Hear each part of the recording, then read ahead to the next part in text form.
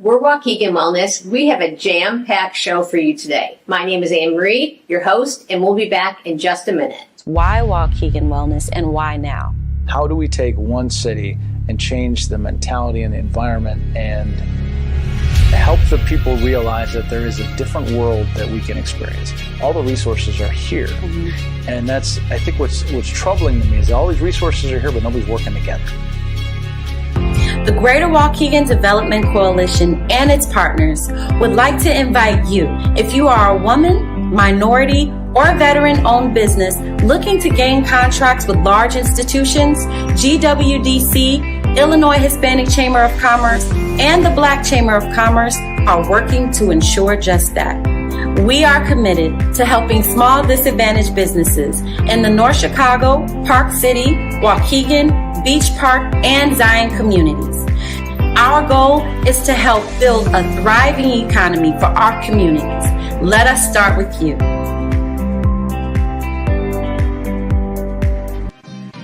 The Hub in downtown Waukegan is the place to launch your business. The new business spot for you.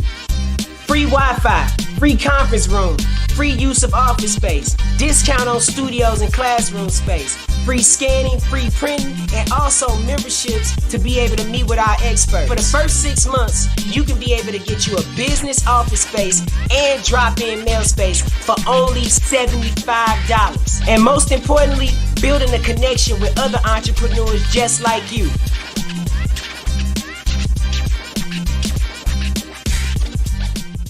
Hi, we're Waukegan Wellness. We're back. My name's Annemarie, and I can't wait to introduce you to my next guest. My next guest is Amanda. She and I met, probably about a year ago. And if I remember correctly, I actually think we met online on Instagram. Is that right? Yeah, as everyone else nowadays. Yeah, it's kind of like online dating. Yeah. So anyways, one of the things that really impressed me with Amanda is that she had such an entrepreneurial spirit and she was so inquisitive. So we're definitely going to get into all the things about your business. But before we do that, I want to start with you, your story, and where your journey began. My name is Amanda Ruano, as Annemarie said. I was born in Chicago. I came to Waukegan in about middle school. I graduated from Dominican University with a bachelor's in fashion design and a minor in graphic design. And I graduated the year of COVID, so I really didn't walk the stage. I don't know if it counted. After that, I went into internships with Waukegan to College. I then began a manager role in LA Fitness. I was there for years during my college career. And then I was like, I need to do something for me. And so I started a small business. I love that. So I love that you are really integrated into the Waukegan community. That's who we are. We're really trying to inspire community here. We're trying to inspire ideas and creativity and cultivate awareness of so many opportunities that are out there. I love that you really took advantage of so many opportunities that were available to you throughout your high school and college career. It's amazing, right? Yes, it's very accomplishing, especially I was raised by a single mother most of my life. So she was my big motivator. I did a lot of things for her just to make her proud and obviously for me too. But then when I started my small business, I would say it was majority like for me. Yeah.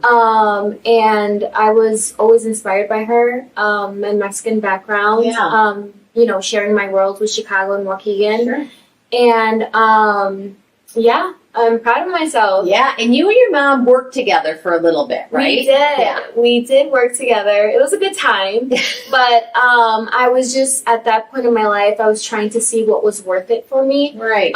With time is the biggest thing. Sure. Finances. And then just to finally just put what I want to do with my life first. Yeah. And not just on the side. Absolutely. Yeah, to put you first.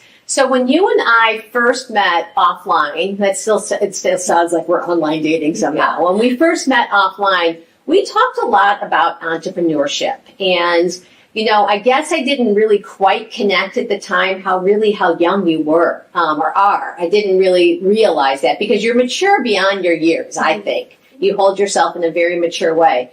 But we talked a lot, and the thing that I appreciated about our conversation is that from a financial wellness perspective, you knew that you wanted to have your own business and to work for yourself, but you weren't going to get yourself in a hole through the process. Was that, so talk to me a little bit about that idea of not, carrying debt and being fiscally responsible. Where did that come from? Well, it was like the relationship, what I know and what I don't know. So in the span of 3 years, I connected with a lot of good people. I've developed great relationships, and I always learn something from them. And then from that, it's always just asking questions. I feel like I'm sometimes still in the unknown just because I think only creatively. And that's like my drive to what I do. So everything else around like a small business, it's a little bit hard to grasp because it's like, I don't think that way. Right. And the terms that's used, the language, it's even harder. So it's just meeting new people, everything, the environment. Being a people's person, I feel like that took me a lot out of like that. Right. Oh, yeah, for sure. And that's the thing that's super interesting, right? When you have an area of expertise, the expectation maybe, I think, either from ourselves or from a cultural perspective is that we should have an expertise in everything. But that's not the reality. The reality is if you own a small business, and we're going to talk about your small business because it's completely unique, you have a small business because you're super creative. You were mission driven because it was something that was affecting you personally. And that's where your area of expertise was. But you're right, balancing books wasn't where you were going to be an expert. And then you rely on people to help you with that. I think that's a big mistake that people make. They try to go all in by themselves and not have reciprocal relationships where you're relying on the expertise of others. And so giving up control, some control is super important, don't you think? 100%. Yeah. Because I really wanted to do everything. I really wanted to do everything by myself so I can save money. But in reality, it's more of like I'm stuck in holes or like I'm in the gray zone. Sure. So like this is really my first year where like I'm gonna have an accountant. I'm gonna have put myself out there more to go and get opportunities because I was spoiled my first 2 years. The opportunities always came to me. So more like if I have to do door to door, then I gotta do door to door. So just like things like that, and just always introducing myself with my small business. I feel like that's the biggest thing. Carrying my business cards. That's also like something else that I'm learning to do. So tell people what you do. It's just so exciting. So my small business, it's Thick and Vegan LLC, but I am under Amanda Doe Vegan Co. So I'm pretty much like a vegan bakery. I started with cookies, still have cookies. My focus is still cookies. And then I branched out to brookies, to cookie dough. I'm not doing cake. With the focus of just being vegan. What really started my small business is my dairy sensitivity. So I always was left out, like at, the point of dessert, it's always like, oh, I can't have this. Right. Oh, I guess I'll eat this time, So it's just, I wanted something that everyone can enjoy all at once. It's not like I have to bring my Tupperware, I have to bring something in my Tupperware to enjoy. Right. And you also connected to your heritage. Yes. I'm hugely inspired by my Mexican background. Yeah. Every dessert that I have, like when you take that first bite, nostalgia is like number one for me. Just like, oh my gosh, like, there's no eggs, there's no dairy in there, and it tastes just like X, Y, and Z, Right. Yeah, you can feel it in everything you do. Your cookies are celebratory. Yes. They're definitely a statement piece. They're a piece of art. Thank you. Right? Don't you think? Yeah, I am huge. I have a major in fashion design, so I think literally dress everything for me. So absolutely. Well, that is exciting. I love that you took something that most people would feel was a disadvantage, and just kind of like almost, wallow in the, oh, I can't have this. But instead, you went out and did something about it. You created a product that you could enjoy that was still beautiful, and now you're offering it up to somebody else, which I think is absolutely amazing. Yes, Yeah. thank you. Especially in our area, Waukegan, we don't have vegan options, not many, not focused in veganism. So I'm glad that I'm able to provide that for my community and even the communities surrounding it, and inspiring others too. 100%. I feel like a lot of people are dipping into vegan, baking or whatever their craft is. So I feel like that's a big win-win for all of us. Absolutely. Well, as we're winding up our time here, I want you to, in a few words, tell me, what does wellness mean to you? Wellness, such a nice word. It is a nice I feel like it is the process. It's never a destination.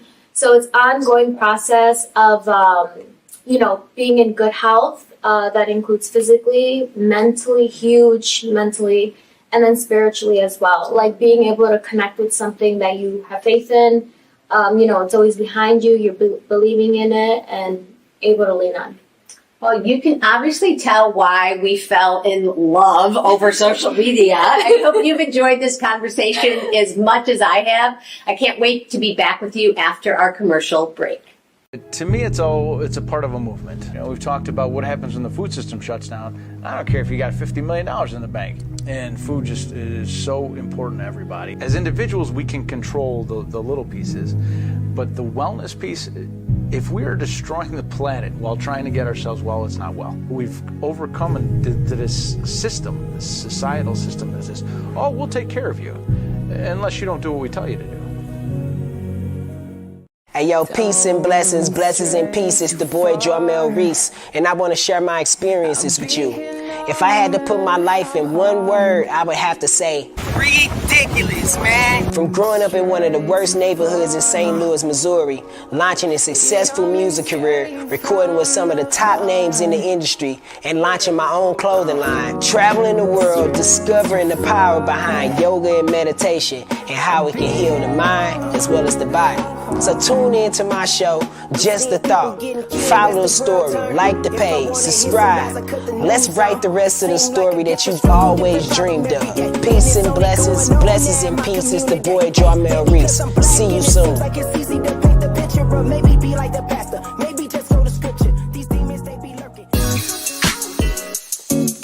We're going to talk about everything that is happening here in District 60, the things that are important to my residents, workers' rights, women's rights, LGBTQ rights. Every single person in this district deserves to be represented. We have so many different ethnicities here. We are a wonderful melting pot of people. Oh my God, we have the best food restaurants in Waukegan. Things that you may not see, things that will never show up in the news. The individuals who are actually here doing the work, the small mom and pop companies, are unsung heroes. I want to highlight who's doing what in District 60. Welcome back. I'm here with my next guest and my friend Sharayne. It's so nice to be here with you. I am. So I'm so glad you're here. So Sharayne and I met several years ago, actually at a gym event where I was doing an educational overview, and I fell in love with your energy from the very minute I met you, right? You're full of energy. And so when we met, we were at a gym, and you were, definitely a workout queen and so excited about that. And over the next 4 years, you did something that I found to be so inspiring. But before we get to that piece, let's talk to people a little bit about what life looked like for you growing up. Life was good growing up. I got a really big family. I grew up in Elgin, a suburban town outside of Chicago. Was raised by a lot of men. I participated in a lot of sports. Nice. So that's pretty much it. I love it. So over the past 4 years, you made the decision to go get a yoga certification. Mm-hmm. So talk to us a little bit about that journey. What inspired you, and how hard was it? Fill us in. So I used to go to a workout gym.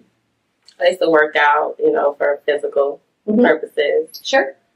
I remember the owner, Carmen, telling me like, "Hey, we have yoga back there, whatever. Why don't you go try it?" Right. So that's how I was introduced to yoga. So I went into the yoga class, and as I was doing yoga, something changed about me. Mm-hmm. I realized that my life was just going, and I need to be in stillness.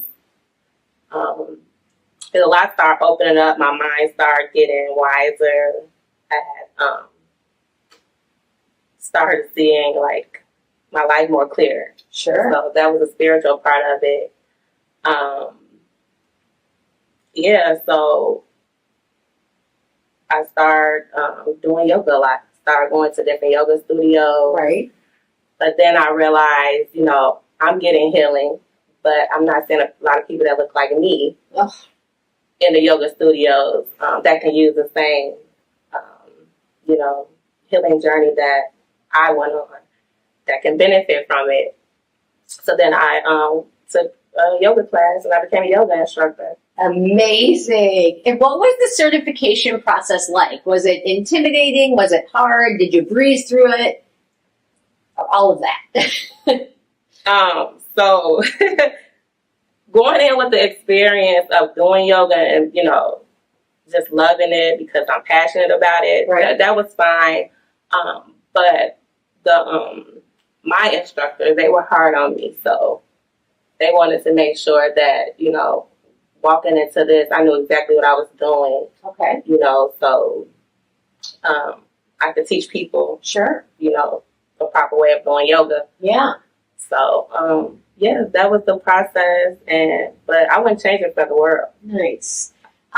Sometimes, a journey, a tough road is sometimes worthwhile, right? Mm-hmm. Just because something's hard doesn't mean it wasn't worthwhile. Right. Yeah, I totally agree with that. So let's go back to something you said, that when you were participating in yoga classes, you didn't see a lot of people that looked like you. Correct.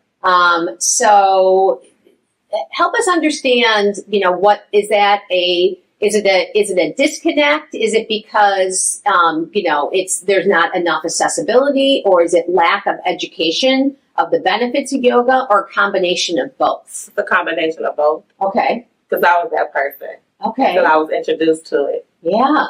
Yeah. Right. So I think that a lot of people think that yoga is one thing, but here actually in the United States, yoga is very different from what it started as thousands of years ago. Right. I mean, yoga was not, a middle-aged white person sitting in a room in the suburbs. That's not what it was, right? I mean, so we've definitely Americanized yoga for sure, because yoga is about the connection to breath, the connection to spirit, the connection to stillness. We talk all the time that practicing yoga is sitting and doing nothingness. Mm-hmm. And I think that in the culture that we live in, where everything is measured, and the only time something counts is if we see how many likes we get, or how many steps we've taken, or how many calories we've eaten. I mean, everything is measured.